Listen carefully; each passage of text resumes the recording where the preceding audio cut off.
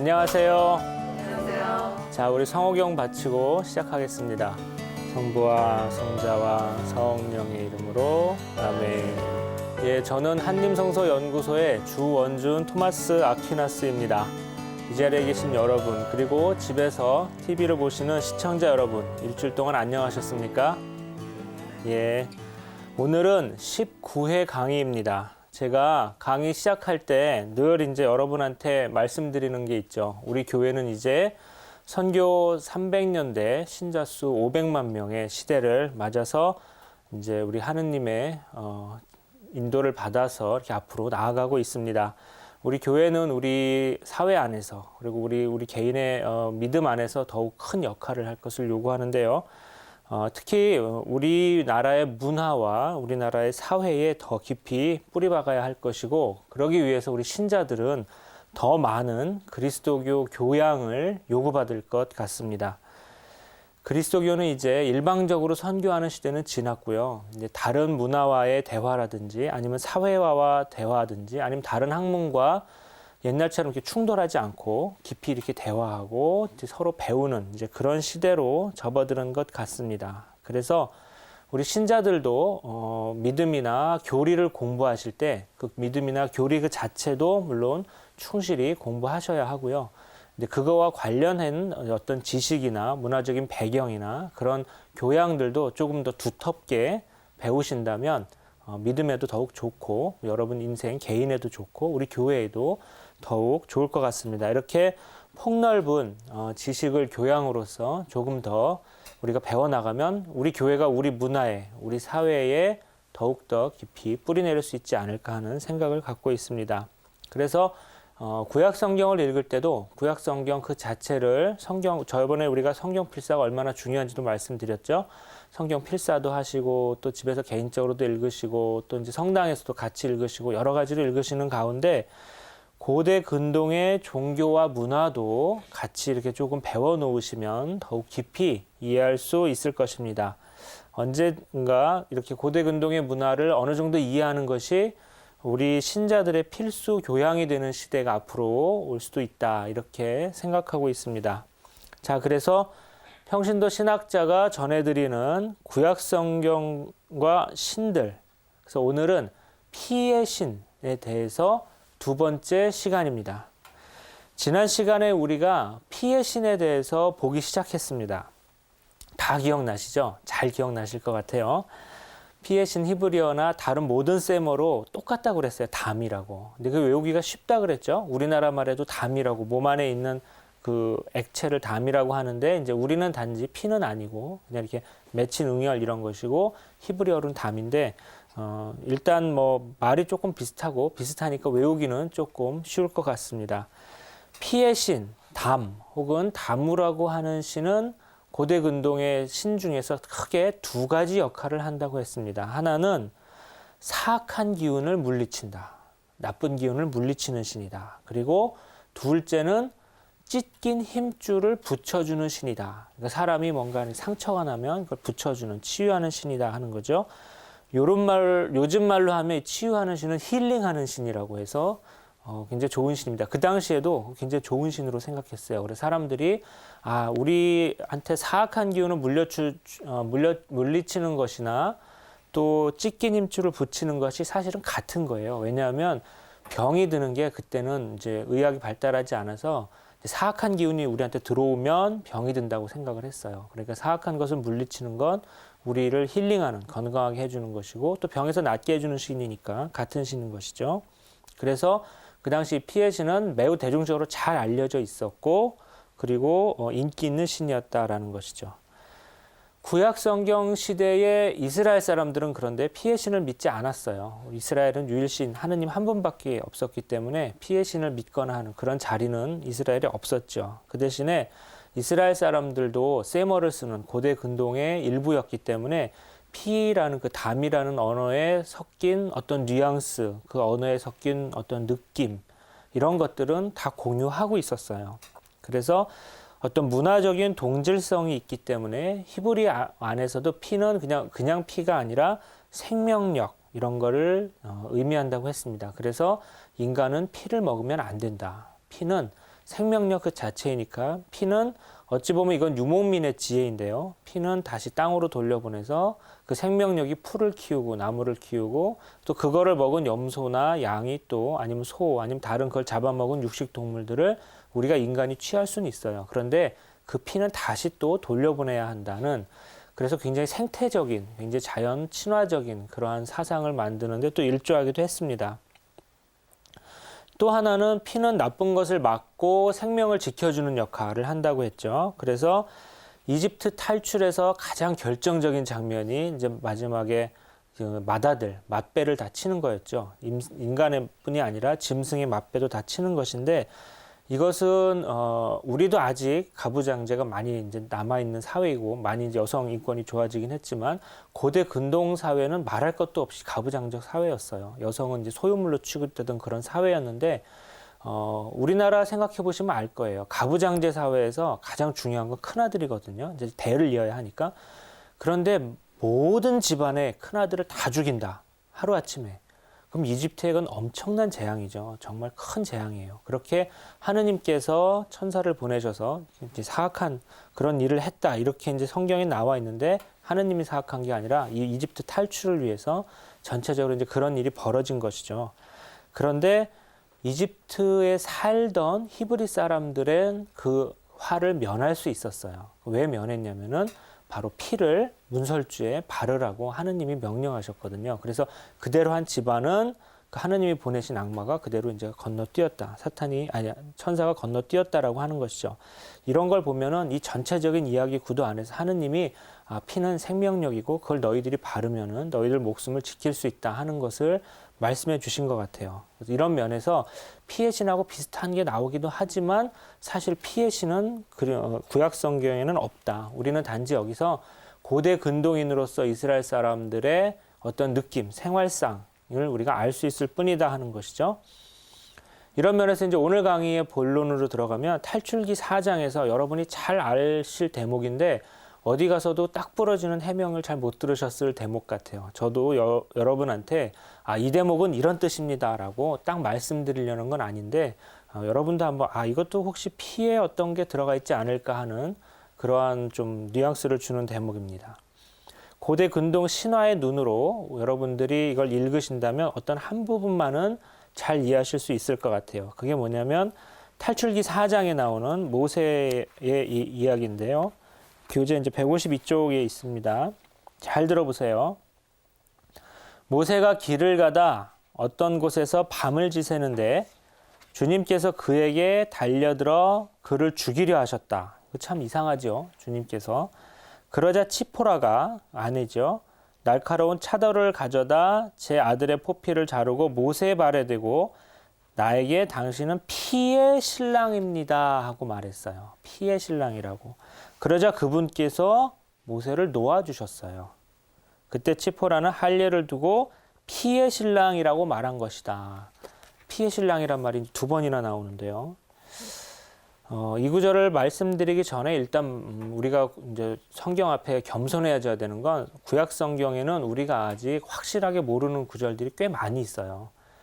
그리고 그것은 이 대목도 마찬가지예요. 하느님이 왜 모세를 죽이려고 하셨는지, 그리고 피의 신랑은 도대체 무슨 뜻인지, 제 아들의 포피를 자르고 왜 모세의 아내는 모세의 발 아래다 그것을 놨는지, 이거 등등에 대해서 아직 잘 모르는 게 더 많아요. 우리는 계속 또 연구해야 되고 계속 또 공부를 해야 되는데 다만 성경 앞에 겸손하면서 하나만은 알 것 같아요. 여기서도 역시 피를 통해서 모세가 자기한테 달려드는 그 무엇을 막아냈다 하는 것이죠. 이것도 역시 이제 가설과 추측일 뿐이지만 현대 성경학자들이 여러 가지 노력을 통해서 이 구절을 이해하려고 노력하는 것이 계속해서 이어지고 있는 거예요. 수천 년 동안 계속 그걸 하고 있는 것이고 이것은 다만 성경학자뿐 하는 게 아니라 여러분들도 같이 하는 것이죠. 자, 모세를 죽이려다가 왜 살려주셨는지는 우리는 잘 모르지만 여기서도 무언가 고대 근동의 이 피와 관련된 어떤 종교심이 녹아들어가 있는 구절만큼은 확실하구나 하는 것을 알 수 있습니다. 피는 생명을 보호하는 역할을 하기 때문에 피의 신랑이라고 말함으로써 주님을 보내신 영이 모세를 해치지 못하게 된 것이죠. 이 밖에도 이 이야기는 설명할 것이 많은데 일단 우리는 피의 신을 얘기하는 중이니까 여기까지만 얘기하고 나머지 자세한 건 여러분들이 따로 책을 보시던가 이제 신부님이나 학자들한테 여쭤보시기 바랍니다. 자, 지금까지 살펴본 고대근동의 신화의 피의 표상을 이해하면 피에 대해서는 어느 정도 이제 이해하시게 될 것입니다. 그래서 우리는 조금 다른 구절로 가보겠습니다. 탈출기 24장 8절을 보겠습니다. 역시 152쪽인데요. 이런 말씀이 나옵니다. 시나이 산에서 계약을 맺을 때 모세는 소를 잡아서 피를 받았어요. 근데 그 피를 받으면 땅에 그냥 쏟아버려야 되는데 그렇게 하지 않고 절반을 제단에 뿌리고 나머지 절반을 백성에게 뿌렸어요. 백성에게 피를 맞은 거죠. 그럼 뭐라고 얘기했냐면 이는 주님께서 이 모든 말씀대로 너희와 맺으신 계약의 피다 그랬어요. 그러니까 어떤 의식을 한 거예요. 전례를. 그런데 이 전례를 지금 우리 미사 전례 보면 뭐하고 이렇게 자세하게 규정이 되어 있는데 구약 성경은 아쉽게도 그런 걸 다 전해주질 않고 중요한 대목만 정해주고 있는데 그 중요한 대목이 뭐냐면 피를 받아서 절반을 제단에 뿌리고 절반을 백성에 뿌리고 제단은 하느님 쪽을 상징하겠죠.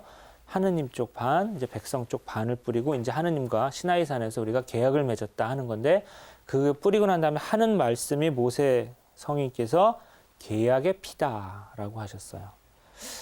피를 제단과 백성에게 뿌린 이유는 알 것 같아요. 피는 사악한 것을 물리쳐 주니까 백성도 이제 거룩하게 되고 이제 하느님 쪽도 잡신이 들어오지 못하게 하는 것이죠. 모든 부정 타는 것, 곧 잡기를 물리치고 주님과 백성의 순수하고 정결한 공간을 만들려고 한 것 같아요. 그런데 계약의 피는 무엇을 의미할까요? 계약의 피. 아마 이런 걸 말하는 것 같아요. 하느님과 맺은 계약은 거룩한 계약이고 우리 모두를 살려주는 계약이에요. 우리 모두를 나쁜 것에서부터 깨끗이 씻어내주는 계약이죠. 이제부터 나쁜 것을 멀리하고 즉 악한 것을 멀리하고 우리한테 생명을 주는 계약이다라는 것 같아요. 그래서 그 피를 계약의 피다라고 한 것 같아요. 한마디로 주님과 이제 맺은 계약은 우리를 살려주는 참된 계약이다 하는 것을 그렇게 상징적으로 표현한 것 같아요. 그래서 계약의 피를 이 말씀을 탈출기 24장 8절의 말씀을 여러분이 잘 이해하시려면 고대 근동에서 피가 어떤 의미였는지를 여러분이 이해를 하셔야지 잘 알 것 같고 우리가 이번 시간 뒤에 말씀드리겠지만 이게 그리스도의 피까지도 이어져요. 그 고유한 언어의 맥락, 뉘앙스, 그 언어에 얽힌 종교심을 여러분들이 잘 알아야지 이걸 이해하실 수 있겠죠. 이제 여러분이 대충 피에 대해서는 설명을 잘 들으신 것 같고 지금부터는 약간 곁다리로 하나 말씀드릴 텐데 이거는 피의 신에 대해서 굳이 설명할 때 해도 되고 안 해도 되는 건데 여러분이 그냥 상식적으로 교양을 알아두시면 좋을 것 같아서 말씀드릴게요. 포도주 보면 여러분 피 같잖아요. 이렇게 색깔이. 포도주를 뭐라고 표현했냐면 포도나무의 피라고 그랬어요. 이거 굉장히 재밌는 표현이에요. 포도주는 애초부터 그러니까 구약 성경에 이런 표현이 제법 나오는데 포도주는 애초부터 그냥 음료수가 아니었던 것 같아요. 뭔가 좀 독특하고 중요한 음료수라기보다는 알코올이죠. 술인데 그런 술로 표현된 것 같아요.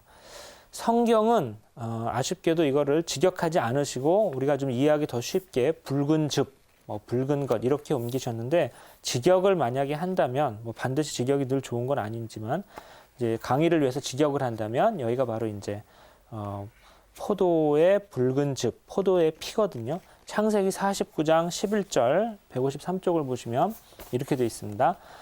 그는 제 어린 나귀를 포도줄기에 나귀 새끼를 좋은 포도나무에 메고 포도주로 제 옷을 포도들의 피로 제 겉옷을 빤다 이랬어요. 포도들의 피. 근데 여기서는 포도들의 피가 뭐겠어요? 포도나무에서 나온 피는 포도주죠. 그리고 신명기 32장 14절에도 엉긴 소젖과 양의 젖을 어린 양들의 굿기름과 함께 먹게 하시고 바산의 순양과 염소들을 기름진 밀과 함께 먹게 하셨다. 그리고 너희는 포도의 피를 포도주로 마셨다. 포도의 피를 포도주로 마셨다. 분명하죠. 포도의 피가 포도주인 것이죠. 그런데 포도의 피로 포도의 피. 포도에는 뭔가 특별한 것이 서려 있다라고 할 때 히브리 사람들만 그랬던 게 아니에요. 히브리 사람들의 바로 옆 나라 사람들의 문헌도 출토해 보니까 그런 게 나와 있어요. 여러분 잠깐만 앞을 봐주세요.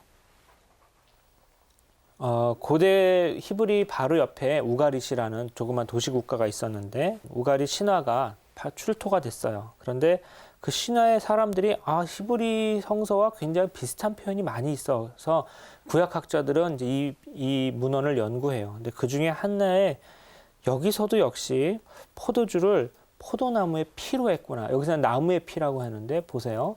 포도주를 잔으로 마셨다. 금잔에 나무의 피를 마셨다. 근데 이게 포도나무의 피거든요. 그러니까 이것도 포도주죠. 그런데 이제 여러분 제가 문제를 하나 내볼까요? 포도주를 포도나무의 피라고 했으면 올리브 기름은 뭐라고 그랬을까요? 그렇죠. 올리브 나무의 피라고 그랬어요. 그런데 이렇게 근데 올리브유는 빨간색이 아니죠. 그런데도 올리브 나무의 피라고 그랬어요. 이 두 개만 나무의 피라고 나와요. 다른 기름도 많고 다른 음료도 많고 다른 주스도 많은데 올리브 기름만 올리브 나무의 피, 그리고 포도주만 포도나무의 피라고 그랬어요. 우리 성경에 포도주하고 올리브 기름은 조금 다르거든요. 좀 중요해요. 그래서 하나님한테 제물로도 바치고 굉장히 많이 나오고 또 예루살렘의 특산품이기도 한데 원래 올리브하고 포도는 이 고대 근동 사람들한테는 조금 색다르고 조금 의미 있는 음료였다라는 걸 우리가 알 수 있습니다. 공부를 하면서 이렇게 그냥 올리브 기름이라고 안 하고 올리브의 피, 포도주, 포도에 나오는 즙 이렇게 안 하고 포도의 피 이렇게 문학적인 표현을 참 보면은 옛날 사람들도 굉장히 이렇게 재밌는 표현을 아니면은 문학적으로 좀 의미 있는 표현을 쓰려고 노력한 것 같아요. 우리하고 똑같이 그런 느낌이 좀 들었습니다.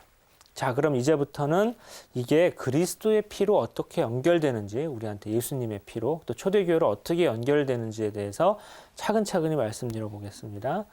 기원전 330년 또 332년 그리스의 알렉산더 대제, 정확히 말하면 이제 알렉산드로스 그 왕이 페르시아 제국을 무너뜨리고 고대 근동 전체를 헬레니즘화 시켜요. 그리스 사람들, 드디어 이제 유럽 사람들이 와서 그 동네를 전부 점령해 버려서 이 동네는 이제 이 전체 고대 근동 세계가 완전히 다른 역사적인 단계로 접어듭니다. 이제부터 자기네 고유한 언어를 쓰기보다는 그리스 말을 쓰게 되고 자기네 철학자, 자기네 신화를 배우기보다는 플라톤이나 아리스토텔레스를 배우게 되면서 문화가 확 바뀌게 되는데, 그래서 이제 헬레니즘이 퍼졌다라고 합니다. 우리가 첫째 시간에, 둘째 시간에 이제 말씀드렸는데 그동안 너무 오래돼가지고 많이 잊어먹으셨을 것 같아요.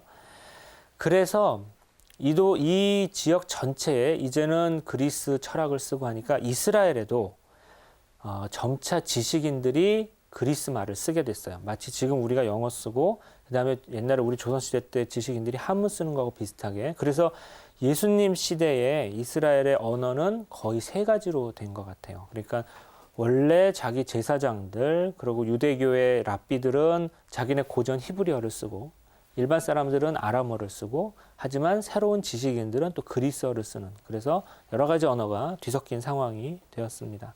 그런데 이렇게 언어가 바뀌어도 원래들 자기들이 갖고 있는 문화적인 어떤 코드는 잘 바뀌지 않아요. 그거를 우리 한국도 많이 느낄 수가 있습니다. 우리가 입는 옷은 100년 전, 500년 전 우리 조상들의 옷과는 완전히 다르죠. 우리가 쓰는 언어도 마찬가지고, 하지만 우리가 여전히 밥하고 이제 김치를 먹고 사는 걸 보면은 우리도 역시 우리 코드가 계속 이어지는 거죠. 저는 여기서 잠깐 여담으로 어떤 외국인의 글을 본 거를 말씀드리고 싶은데요. 그 외국인이 한국에 와가지고 좀 이렇게 일을 했나 봐요. 근데 일을 하면서 종로하고 을지로 쪽에서, 여기서 가깝죠. 평화방송 있는 데서. 을지로 쪽에서 점심시간에 보면 그 식당가에 많은 그 직장인들이 우르르 들어가서 넥타이 매고 막 유니폼 입고 들어가서 막 식당에서 밥을 먹고 있는 걸 보면서 이 사람이 한국의 역사를 보면서 여기는 정말 한 500년 동안 안 변한 것 같다 그러는 거예요.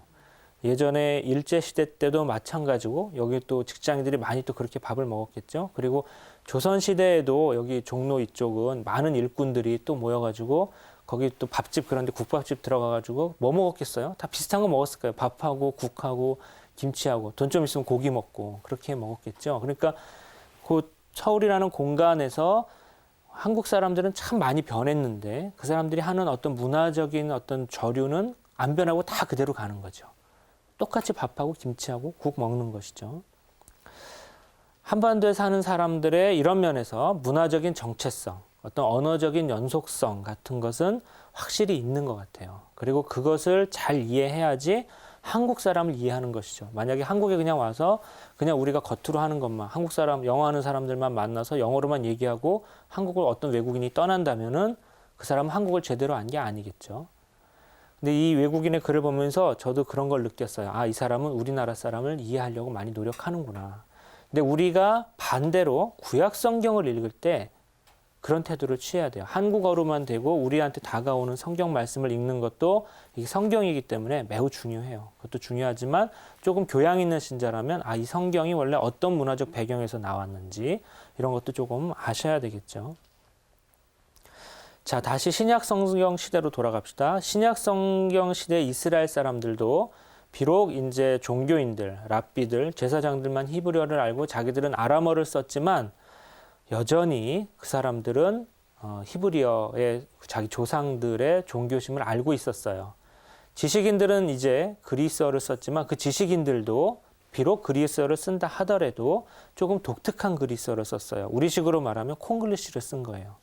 지금 싱가포르에 가면 영어를 쓰지만 싱가포르 잉글리시라고 해서 싱글리시라고 하거든요. 뭔가 좀 중국어스러운 영어를 쓰는 거하고 비슷한 거죠. 그런 것까지 다 없앨 수는 없는 것이죠. 그래서 신약 성경 시대의 사람들도 분명히 피가 다른 의미를 지니고 있다. 피가 어떤 의미냐, 생명력을 지니고 있다 하는 것을 잘 알고 있었던 것 같아요. 자, 그래서 신약 성경에서 이런 구절이 있어요. 히브리서에서 나오는데 이건 이제 서간이죠. 예수님이 죽고 돌아가시고 이제 부활하시고 나서 나온 한참 후에 나온 글인데요. 히브리서에 보면 이렇게 합니다. 우리가 지금 구약 성경에서 탈출기에서 본 것처럼 그리스도의 피가 십자가상의 피가 우리한테 뿌려져서 우리가 거룩하게 되었다. 우리가 구원받았다 하는 말씀이 나오는데 이 말씀, 이 고백도 지금 여러분들한테 2시간 동안 설명드린 고대 근동의 피의 표상과 많이 비슷하다는 걸 알 수 있으실 거예요. 읽어볼게요. 히브리서 10장 22절. 우리의 마음은 그리스도의 피가 뿌려져 악에 물든 양심을 벗고 깨끗해졌으며 우리의 몸은 맑은 물로 말끔히 씻겨졌습니다. 우리의 마음은 그리스도의 피가 뿌려져 가지고 이제 우리가 악을 멀리하고 깨끗하게 되었고 우리의 마음뿐 아니라 몸도 그렇게 되었다 하는 말씀이시죠. 또 하나는 히브리서 12장 24절인데요.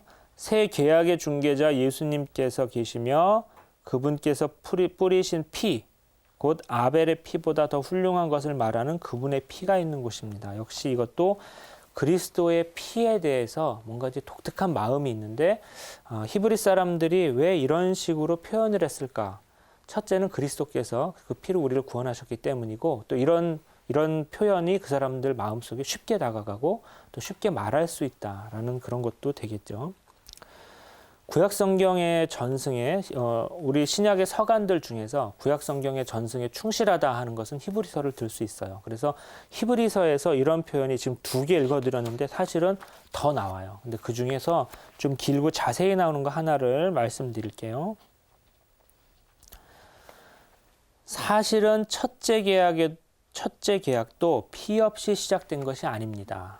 우리 지금 예수님이 맺으신 계약을 둘째 계약, 그리고 시나이산에서 맺으신 계약을 첫째 계약이라고 하는데 우리가 아까 방금 전에 봤죠. 시나이산에서 그 피가 이렇게 뿌려져 가지고 우리를 구원한다는 거.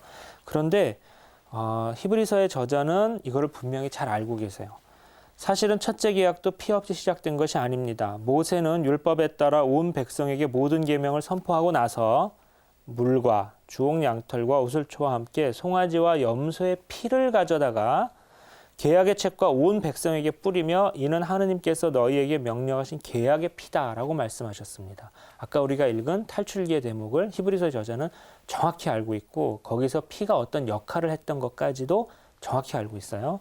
그 다음에 그리고 성막과 의식에 쓰이는 모든 기물에도 같은 방식으로 피를 뿌렸습니다. 율법에 따르면 거의 모든 것이 피로 깨끗해지고 피를 쏟지 않고서는 죄의 용서가 이루어지지 않습니다. 이렇게 말씀하세요. 여러분이 이제 피에 대해서 조금 더 느껴보시길 바라는데요. 앞에서 인용한 탈출기의 모세의 첫째 계약, 우리가 봤던 것이죠. 치유하는 피로 말미암아 우리의 죄악이 씻긴다. 계약의 피로 말미암아 우리는 거룩해진다. 첫째 계약도 둘째 계약도 피 없이는 이루어지지 않아요. 이렇게 신약 성경은 보면은 굉장히 중요한 표상이 구약 성경에 이미 있었던 것을 새로운 의미로 더욱 확실하게 드러내는 면이 있습니다. 이걸 보고 있으면 히브리서를 썼던 저자는 물론이고 히브리서를 듣는 사람들, 그걸 읽는 사람들도 이 피에 대한 존경심을 알 수 있다는 걸 알 수 있죠. 조금 이따 보겠지만 로마 사람들은 이게 없었어요. 그 사람들은 셈족이 아니었기 때문에 로마 말에는 피에 대해서 이렇게 특별한 의식이 없어서 나중에 이게 박해의 원인이 돼요. 왜 피를 마시냐? 왜 피가 너희를 구하냐? 너희를 혹시 뭐 피 먹는 식인종 아니냐? 이렇게 얘기하거든요. 근데 그건 조금 이따 말씀드릴게요. 신약 성경을 기술한 사도들을 일단 보고 넘어갈게요. 사도들, 예수님의 제자들이죠. 그분들은 이렇게 말했어요. 십자가에서 흘리신 그리스도의 피가 우연한 사건이나 우리가 전례에서 쓰는 어떤 한 요소로 국한돼서는 안 된다. 그것은 인류 구원의 핵심이다. 그래서 그리스도의 피로 우리가 깨끗하게 되었다는 말은 히브리서만 나오는 게 아니라 사실은 구약 성경, 신약 성경 곳곳에 나오죠. 신약 성경 곳곳에 나오죠. 요한복음을 보겠는데요. 요한복음 6장 54절을 보고 베드로서를 볼게요. 요한복음은 보면 이렇게 나와 있습니다. 그러나 내 살을 먹고 내 피를 마시는 사람은 영원한 생명을 얻고 나도 마지막 날에 그를 다시 살릴 것이다. 왜 우리가 주님의 피를 먹어야 하는가? 그거는 그냥 이렇게 어떤 혈액을 마셔야 된다는 의미가 아닌 것이죠. 더 큰 의미가 있는 거예요. 베드로서에도 마찬가지 말씀이 있습니다. 교재 156쪽인데요. 하느님 아버지께서 미리 선택하신 여러분은 성령으로 거룩해져 예수 그리스도께 순종하게 되었고 또 그분의 피가 뿌려져 정결하게 되었습니다. 그리스도의 피가 뿌려지면 우리가 모두 정결하게 되는 것입니다. 이렇게 피에 대한 종교심을 이제 사도들도 알고 계시고 히브리서의 저자도 알고 있고 또 그것을 듣는 사람들도 알고 있는데 이분들 모두가 다 셈족이고 이스라엘 사람들이기 때문에 자연스럽게 그 신화적인 표상을 어느 정도 알고 계시는 거죠. 그 뉘앙스를. 피의 신은 물론 믿지 않지만 그런데 예수님 자신도 그러셨던 것 같아요.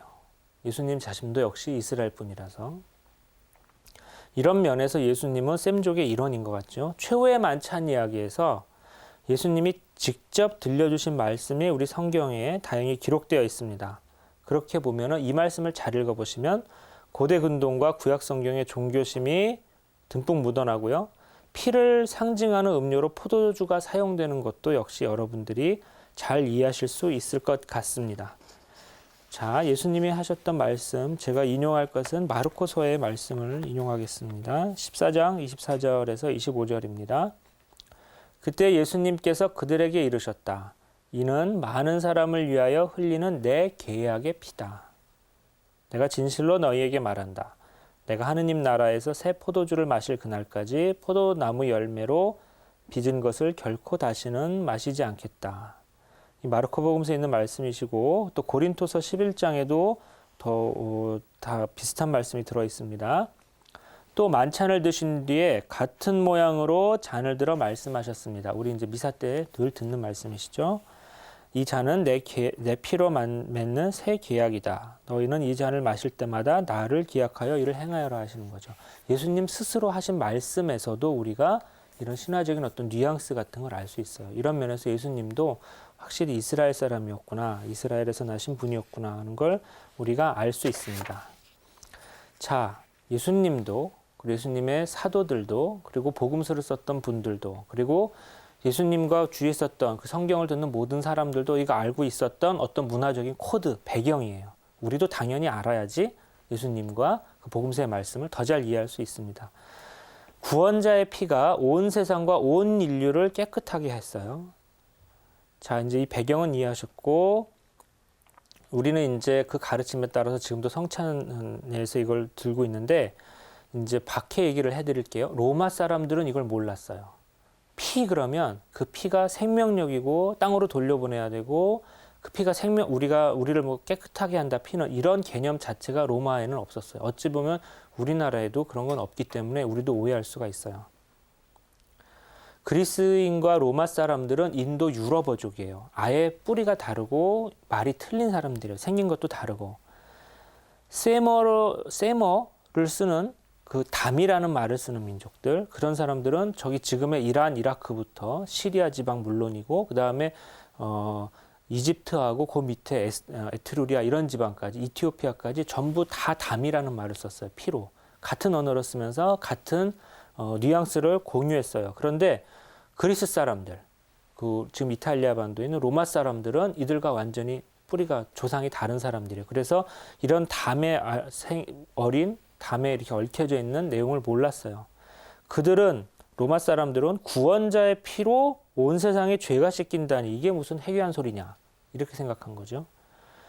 일부 로마인들은 이 사람들이 일주일에 한 번씩 모여가지고 자기네들끼리 구원자의 피를 마시면서 자기들이 깨끗하게 된다더라, 구원받는 데더라, 이거를 진짜로 문자 그대로 이해할 수밖에 없었어요. 로마 사람들이 그럴 거 아니에요? 그리스도가 막 퍼져나가니까 야 너희들 뭐하냐? 그럼 우리 가서 미사 보는데 미사에서 뭐하냐? 그러면 거기서는 우리 예수님의 몸과 피를 마시고 우리가 성취하고 성혈을 영해야지만 우리가 꼭 일주일을 살 수 있다. 우리가 우리의 영혼을 구원받을 수 있다.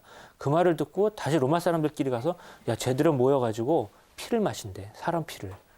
이렇게 얘기한 거죠. 그래서 진짜로 고대 교회사 책을 보면 일부 로마 사람들이 이 사람들이 인육 식사를 하는 사람이다라는 소문을 퍼졌고, 그런 흉흉한 소문들은 원래 뒤에서 이렇게 소문이 퍼져나가면 무섭잖아요. 그런데 어떻게 막을 수가 없잖아요. 그래서 물론 박해의 원인이 이것뿐은 아니지만 박해를 촉진한 요소는 된 것 같아요.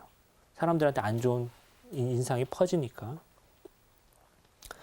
그래서 이제 여기서 여러분들한테 진짜 말씀드리고 싶은 건 이런 문화적인 차이는 어쩌면 불가피한 거예요. 그래서 이런 문화적인 차이를 우리가 잘 모르면은 때로는 굉장히 많은 희생자를 낳을 수가 있어요. 우리나라 전교 초기에도 마찬가지, 전래 초기에도 불교 전래 때도 마찬가지였어요. 뭔가 좀 잘 이해를 못하는데 그거를 양쪽이 왜 그런 생각을 하는지를 그 배경이나 그들의 조상들은 이걸 어떻게 사용했는지를 찬찬히 우리가 보고 오해를 좀 풀고 같이 들어가면 좋은데 때로는 세상 일이 그렇게 안 풀릴 때가 있어요. 그렇게 되면 많은 희생자를 낳기도 하죠. 어떻게 해야 할까요? 우리가 그 당시에 초대교회 교부들은 그리스도의 피로, 예수님의 피로 우리가 구원받는다는 사실을 비쌤족, 완전히 문화가 다른 사람들한테 설명해야 됐어요. 당연히 설득을 해야죠. 좋은 복음이니까 전해야 되는데, 근데 그러면서 논리가 발전되게 되었고 그들의 언어로 얘기하면서 그러다가 신학이 발전하게 되었어요. 우리의 죄는 무엇이고 우리의 구원이란 무엇인가에 대해서 점차 체계적으로 설명을 하게 된 것이죠. 그런데 다른 상징도, 이 피뿐만이 아니라 다른 것도 다 설명을 하게 되는데 이 피는 조금 어려웠던 것 같아요. 여기서 재밌는 게 있는데 그리스도교는 그 당시에 박해를 받는 입장이었어요. 그러니까 우리가 좀 오해는 좀 피하자. 그러니까 우리가 이제 피 얘기를 우리가 좀 하지 말자. 우리가 피 얘기는 조금 뒤로 하고 이 로마 사람들이 좀 잘 이해하는 좀 다른 얘기를 좀 하자라고 하지 않았어요. 우리 같으면 그렇게 해볼 법도 한데 그리스도의 피는 우리 교회의 핵심적인 상징이에요. 그분의 십자가 죽음과 부활과 그거를 말해주는 핵심적인 상징이니까 우리가 박해를 받더라도 이 상징은 포기해서는 안 된다. 그래서 그거를 포기하지 않았어요. 오히려 이건 굉장히 재밌는데요. 잔인한 박해에 맞서서 돌아가신 분들이 많이 계시죠. 그 당시에 순교자의 피를 흘렸잖아요. 순교자의 피로 우리가 구원된다는, 오히려 피에 대한 어떤 신심을 더욱더 강화했어요. 그러니까 로마 사람들이 우리를 하도 죽이고 우리 뭐 아들 딸도 있고 우리가 다 살아야 되는데 우리는 소수고 이 오해가 있으니까 피 얘기는 우리가 다 뒤로 미루고 좀 타협을 하자라고 하기보다는 타협할 게 있고 타협하지 않을 게 있는 것이죠. 이거는 그렇게 타협할 거리가 아니다. 그래서 그런지 우리가 미사 때 그렇다고 뭐 성체 성혈 모시는 걸 안 할 수는 없잖아요. 그래서 오히려 순교자의 피로 우리가 깨끗해진다라는 고백이 자라났죠. 박해 굴하지 않고 피를 흘리는 행위는 그리스도의 순환에 함께하는 것이고 그리스도의 피로 우리가 만민을 치유하고 구원하는데 순교자의 피도 그런 일에 동참하게 하는 역할을 한다 하는 신학을 발전시킨 것이죠. 그래서 이게 이제 전반적으로 우리 가톨릭 교회의 베이스가 되는, 믿음이 되는 순교 신심의 기본이 되었어요. 그 순교자는 지금도 굉장히 중요하게 우리가 높이 모시는 분들이죠. 그런데 로마 시대에 박해받았던 초대교회의 순교 신심은 굉장히 우연하게도 우리 조선에 처음에 가톨릭이 들어올 때 거의 비슷한 형태로 재현이 돼요. 우리도 박해 피하기 위해 가지고 뭐 중요한 거 좀 뒤로 미루자 하는 그런 타협하자고 하는 사람들이 있었겠죠. 잘은 모르지만. 그런데 타협할 수 있는 부분이 있고 없는 부분이 있는 것이죠. 신앙을 위해서 목숨을 걸고 또 순교자들이 그때 굉장히 세계적으로도 유례가 없을 정도로 많이 나왔잖아요. 조선조 마렵에 극심한 탄압을 받았던 우리의 체험이 한국 가톨릭 신심의 독특한 특징이 되었는데 이때도 역시 우리 순교자들의 피로 우리가 다시 거룩하게 된다라는 그 순교자의 피와 그리스도의 피 이렇게 같이 우리가 생각하게 된 거죠. 이게 굉장히 재밌는 그리고 중요한 것이에요. 한국 교회가 갖고 있는 가장 베이스가 되는 가장 우리 밑바닥에 있는 마음이 무엇일까? 무엇이 우리를 이렇게 꼭 이렇게 하나의 교회로 엮어주는 것일까 하면 여러 가지 것이 있을 수 있어요. 믿음도 있고 뭐 다양한 체험도 있는데 그 중에 하나는 분명히 순교하셨던 그 조상들의 피라는 것이죠. 제 개인적인 얘기를 잠깐 여기서 하면 1980년대 이후에 그러니까 신학 공부를 하다가 알게 된 것인데 우리 교회가 지금처럼 크지는 않았어요. 우리 교회가 급격하게 성장한 건 1970, 80년대고 그 이전에 한국 가톨릭은 기껏해야 1%, 2% 이렇게 하는 굉장히 한국에서 소수 종교였죠. 이렇게 소수 종교가 된 원인 중에 하나는 워낙 극심한 박해를 받아서 신자 수가 줄어든 것이 원인이기도 하죠. 저희 할아버지 이야기를 해보려고 하는데요. 중림동 성당에 다니셨어요. 저희 할아버지는. 그리고 제가 어렸을 때 돌아가셔서 사실 기억은 없고 저는 할아버지 생각을 하면은 매일 성당 가셨던 것밖에 기억이 안 나요. 진짜로. 근데 이제 중림동 성당은 굉장히 예쁜 성당이에요. 우리나라에서. 그리고 저도 어렸을 적에 거기 갔던 기억이 있어서 제 어릴 적에는 어떤 식으로 생각했냐면 사람들이 다 그런 예쁜 성당에 다니는 줄 알았어요. 우리나라 사람들이. 그 다니는 사람이 되게 조금이었고 오히려 불교나 개신교가 훨씬 많았다는 사실을 제가 나중에 알게 되었고 그렇게 예쁜 성당에 이렇게 갔던 이렇게 행복한 기억이 있어요. 그리고 나중에 저는 안성으로 이사를 갔는데 그 안성의 구포동 성당이라는 곳이 있는데 그것도 역시 굉장히 오래되고 굉장히 한옥에 예쁜 건물이 있어서 성당은 늘 그래야 되는 줄 아는데 요즘 성당은 너무 이렇게 시멘트가 많아서 조금 답답하긴 해요. 저는 성당에 좀 마당이 있어가지고 거기서 좀 이렇게 놀았으면 어린 아이들이 좀 그런 꿈을 갖고 있는데 오늘 땅값이 워낙 비싸서 이제 저 같은 꿈을 꾸는 사람들은 안 될 것 같아요. 어쨌든 근데 그 당시에 이제 할아버지 얘기를 지금도 이제 듣는데 작은아버지나 이런 분들이 뭐라고 말씀하시냐면 그 당시에 너희 할아버지는 천주교 신자라고 그러면 하여튼 그냥 보내는 법이 없었다고. 이렇게 좀 같이 만나고 밥도 함께 해먹이고 꼭 일어나셨고 성당에서 그렇게 돈독하셨다고 그랬는데 지금 생각을 해보니까 그때는 신자 수가 한 1%밖에 안 되어서 정말 이렇게 소수의 사람들이 그 박해를 이겨낸 순교 신심을 공유했던 그러니까 지금보다 훨씬 이렇게 단단했던 그리고 친밀감이 있었던 그런 종교였던 것 같아요. 그런 분위기가 있었던 것 같아요. 다시 돌아보면은 그 구한말에 그 아주 그러니까 조선조 마렵의 그 극심한 박해 그리고 일제시대 한국 전쟁이 지나면서 이 소수 종교였던 한국 종교가 우리나라 역사를 보면은 그 당시에 객관적으로 보자면 천주교는 소수 종교 중에 하나였을 것 같아요. 세상이 원래 어지러우면 소수 종교가 많아져요. 우리나라에 소수 종교가 많은 이유도 일제를 겪었죠. 또 전쟁을 했죠. 거기다 또 막 산업화하면서 막 다 고향 나오고 막 이렇게 막 흩어지고 막 뒤섞이고 정신 하나도 없으면서 사람들이 마음 들 데가 없으니까 소수 종교가 많이 있었던 것 같고 그리고 또 많은 소수 종교가 없어지고 하는데 가톨릭은 이렇게 천천히 자라나면서 이렇게 한국 사회 3대 종교의 하나로 어엿하게 쓰고 이렇게 300년대 선교 300년대를 보고 나아가고 신자수 500만 어떻게 이렇게 되었을까? 우리가 도대체 뭘 잘했기 때문에 되었을까? 저는 여러 가지 분석이 가능하겠지만 우리가 잘했다기보다는 순교자들의 마음, 순교 신심 이게 우리 교회 안에 이렇게 뿌리처럼 우리가 마치 세례받은 것처럼 있기 때문에 우리 교회가 그분들의 피를 말미암아서 그분들의 희생을 말미암아서 이렇게 된 것이 아닐까 그렇게 한번 생각해 봤어요. 다시 말하면 오랜 세월 동안 가혹한 탄압을 겪었던 소수 종교로서 우리가 어떤 내면적인 힘이 있어서 이것을 버텨나갈 수 있었을까? 계속 이렇게 전진할 수 있었을까? 많은 사람들이 저는 이 순교 신심을 꼽을 것 같아요.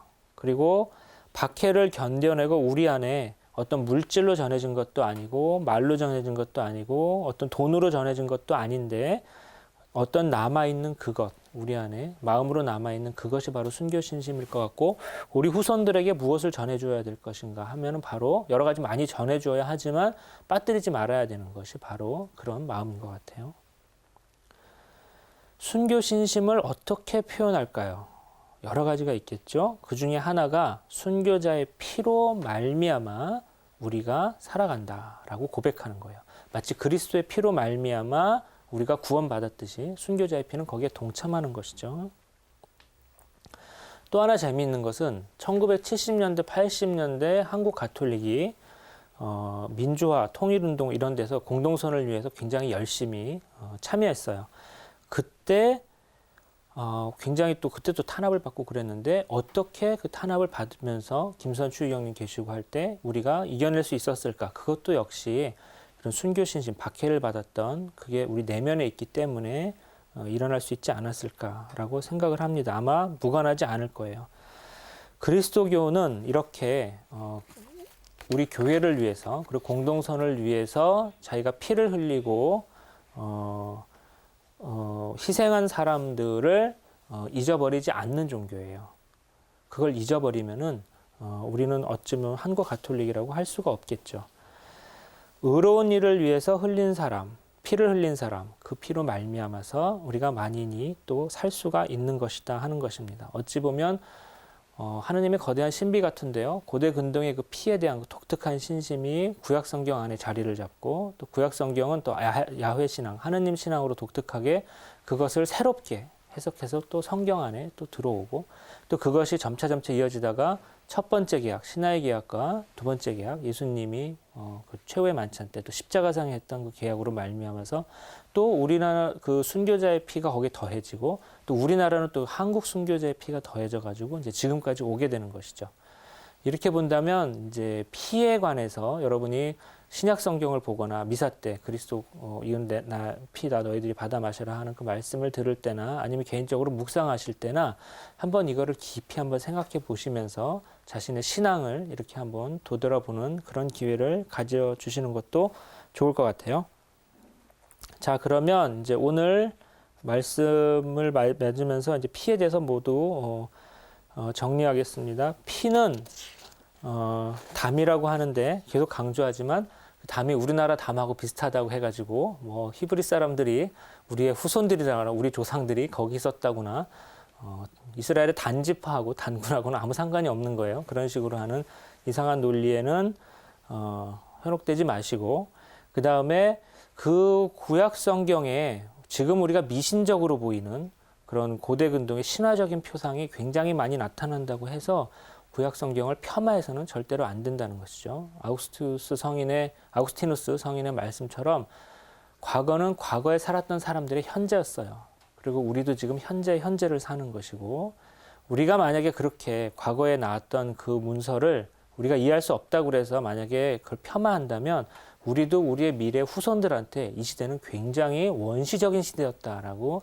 폄하받을 거예요. 우리는 우리한테 주어진 시대를 정말 충실히 살고 가면 되고 또 과거에 살았던 사람이나 미래에 살았던 사람들의 현재가 얼만큼 주님한테 충실했는지를 보면 되는 것이죠. 그렇게 해서 구약 성경을 이해해야 된다는 것입니다. 피는 생명력이었고 사악함을 물리치는 것이었고 그리스도의 피로 말미암아서 우리 모두가 구원되었다는 그런 말씀을 여러분이 잘 이해하셨으면 좋겠습니다. 오늘은 여기까지 피에 대해서 말씀드렸고요. 이제 다음 시간에는 여러분이 완전히 또 다른 주제로 넘어갈 텐데 이제는 나무를 얘기할 거예요.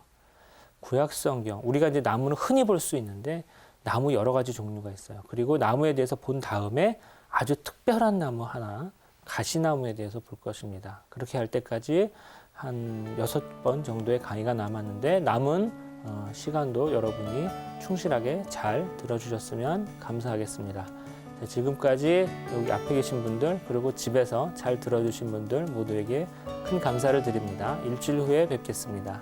안녕히 계십시오.